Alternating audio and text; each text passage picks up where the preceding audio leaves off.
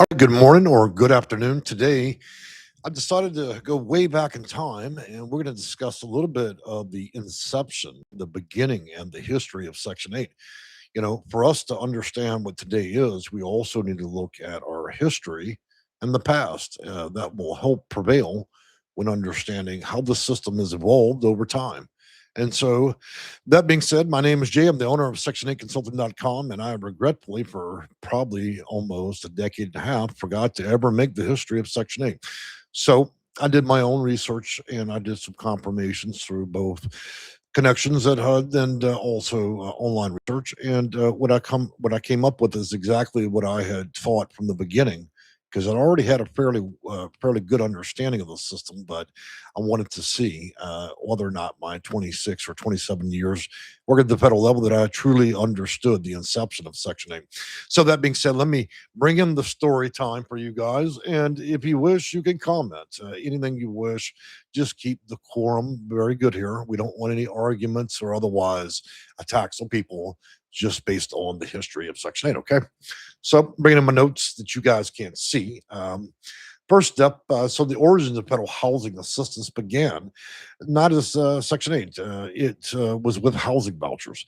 Its history goes back to the Great Depression when unemployment, poverty, and housing shortages and deteriorating living conditions created pressure for greater federal involvement in housing. So many of you have known of and have heard of the Great Depression and how that might have played out. The wealthy had a run on the stock market, and a lot of people ended up homeless.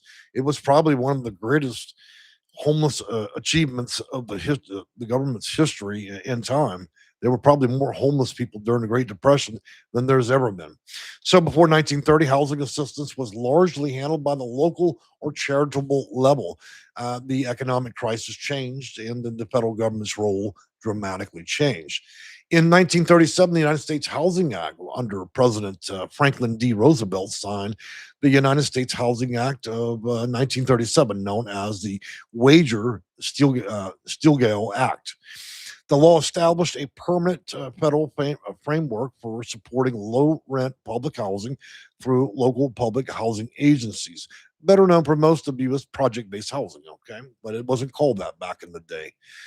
This is important because today's Section 8 program is still legally rooted in the United States Housing Act of 1937.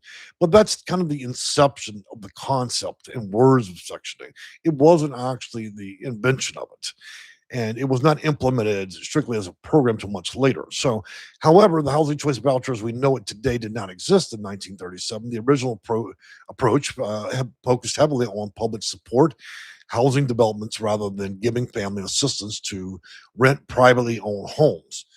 Public housing became a mainstream model over future decades, and federal housing policy primarily relied on constructing and operating public housing developments. So you would say that the U.S. government was likely the largest provider of project-based housing in U.S. history at that time. Local housing authorities owned and operated properties where eligible low-income households could rent at subsidized rates. In other words, it's the concept of a coupon discount against rent. And as the system expanded, policymakers began to look for alternatives that can be used in existing private rental market rather than depending entirely on the government supported housing developments. So, and then through the evolution of time in 1965, HUD was created. So that was back in, again, the 60s, 1965. That's when the federal agency HUD began its inception. And another major milestone came, obviously, with the U.S. Department of Housing and Urban Development. And I should also quaintly put in there that we often leave off that is not just the U.S. Department of Housing and Urban Development, but Indian Affairs. But we leave that out a lot. Anyways, that became a cabinet level federal department. HUD assumed responsibility for administering many of the federal housing and urban development programs. That's why when I tell you guys HUD is the police for housing authorities. HUD does not issue vouchers. It regulates how housing authorities do their job, and they're the ones that give this. Okay, so it would be good to not refer to HUD as being your housing authority. They are a federal agency. They just maintain funds and disperse them, and of course. are supposed to investigate bad activities related to PHAs and policy violations. It is the creation of centralized federal housing policy under the department, specifically responsible for America's housing needs in urban communities. The moving towards private housing initially during the early 1960s and early 1970s, more in my era when I was born, and policymakers increased and explored ways to combine federal rental assistance and privately owned housing. So, as of early 70s, that's when we started looking at the concept of utilizing vouchers to use at private landlords.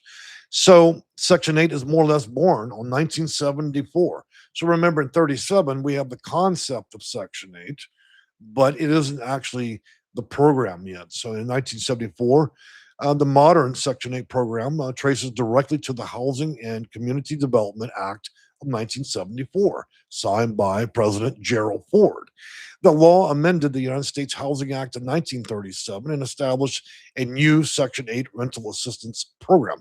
This represents a major change in federal policy, and instead of relying exclusively on public housing owned by the federal government, it could subsidize eligible low income housing living in privately owned rental properties. So, 1974 marketably opened up the whole broad US market for rental if a private landlord, wanted to do so.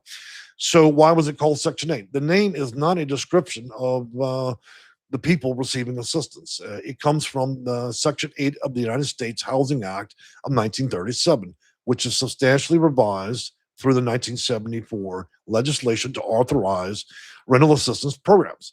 The term eventually became so widely recognized that Section 8 became common shorthand for federally subsidized rental assistance.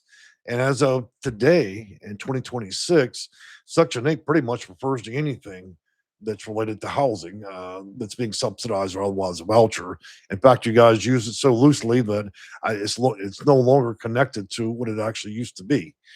And so the different forms of assistance developed include programs and existing privately owned rental housing, newly constructed housing, substantially rehabilitated properties, rental assistance connected to particular properties, rental assistance associated with eligible households. Under these arrangements, the federal housing assistance generally helped cover the difference between an eligible household's required contribution and the approved housing costs subject to program rules or HAP contract as of present. So, why the government changed direction? Using privately owned housing offered an important alternative to building additional traditional public housing.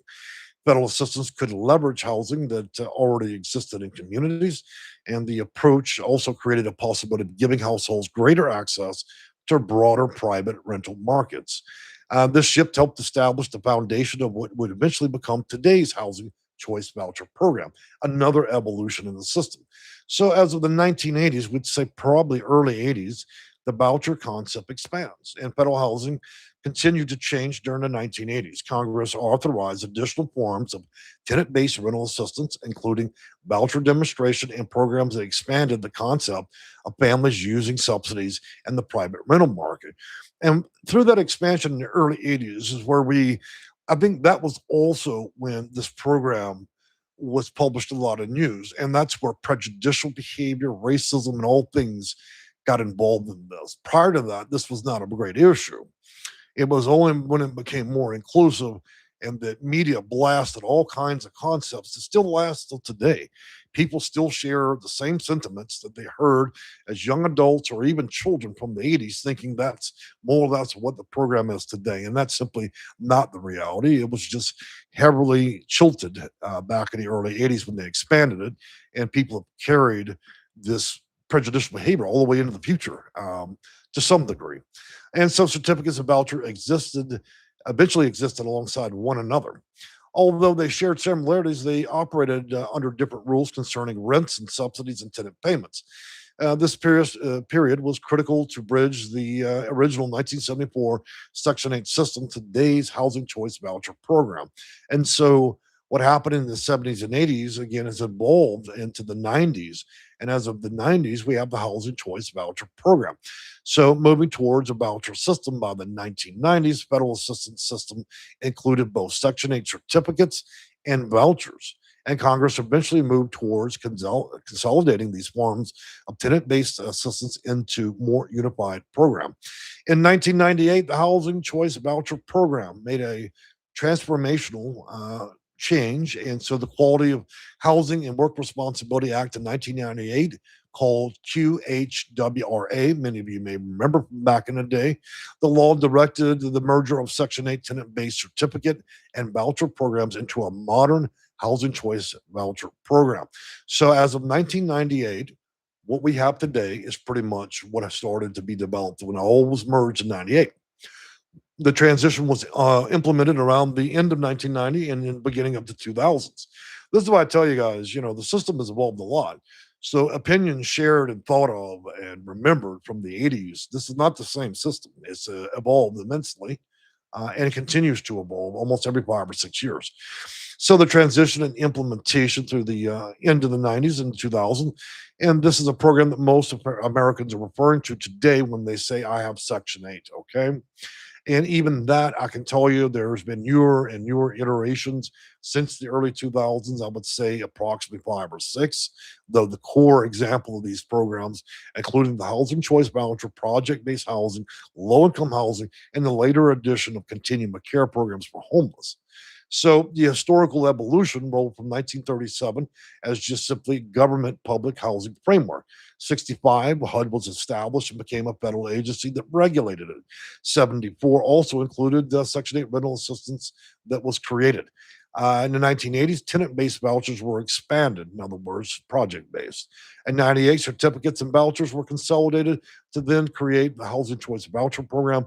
And then, as of today, you have the modern Housing Choice Voucher Program, which even from 1998 to present has changed immensely.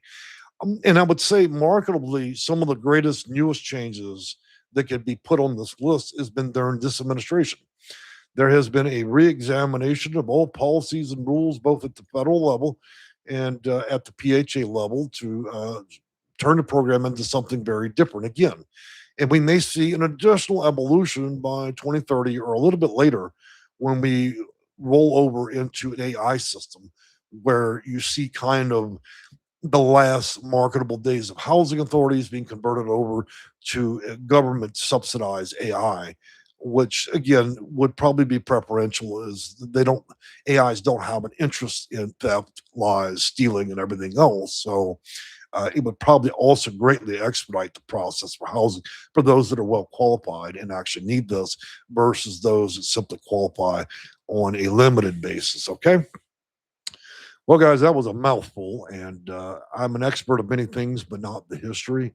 So, unfortunately, I had to, read verbatim there. I rarely have to do that, but I didn't want to spend my morning trying to memorize 2 or 3 pages of history because, and all things Section 8 is simply not going to be relevant to my day to day job. So, let me say a few highs and hellos. This is probably the least viewed number of people we've ever had for a video, but that's okay. I didn't expect the history to draw in a staggering crowd like a Van Halen concert. So, moving on from there, Sheila Neal. Good morning, Jay. Good morning to you, Sony. Good morning, Jay, and good morning to you. For those of you that managed to show up, I appreciate y'all visiting us for the history. I want to tell you guys in our next video, we're going to be looking at medical deductions. There's a whole world of medical deductions that could greatly and immensely lower rents under Section 8 and low income housing based on different deductions. And I want to thank a very specific person, but because I'm in a public platform, I'm not going to do that. Put their name out. But I'm going to be doing an expose specifically targeting all known ways to receive medical deductions for a wide range, up to 14 pages of things that could be deducted if you qualify under certain circumstances. This could ultimately lead to your rent responsibility being near next to nothing, depending on circumstances. Okay, and so I'm looking forward to publishing that. That is requiring an immense amount of research and time on my part, and so I think that it will be presentation ready, likely within a week, and I think that that's going to be an eye-opening lesson because there hasn't been a lot of good news lately, and so I think that being able to relieve some costs through uh, federal rules would allow a little bit more latitude for many of you. Considering everything's so costly these days. So we hope to have that out again in about a week. And also, before I go, I make live videos on Tuesdays, Thursdays, and Sundays around 10 or 11 a.m. Central Standard Time. Today was an exclusionary special report, which means I don't normally do a live, but I didn't feel like doing a pre-record. Okay, and then we do EDUs or educational videos on let's see, Monday, Wednesdays, and Saturdays, and nothing on Fridays. Okay. I've enjoyed having all of you, and hopefully you found some benefit of the history of Section 8, whether you like it or not. Thank you, and have a great week.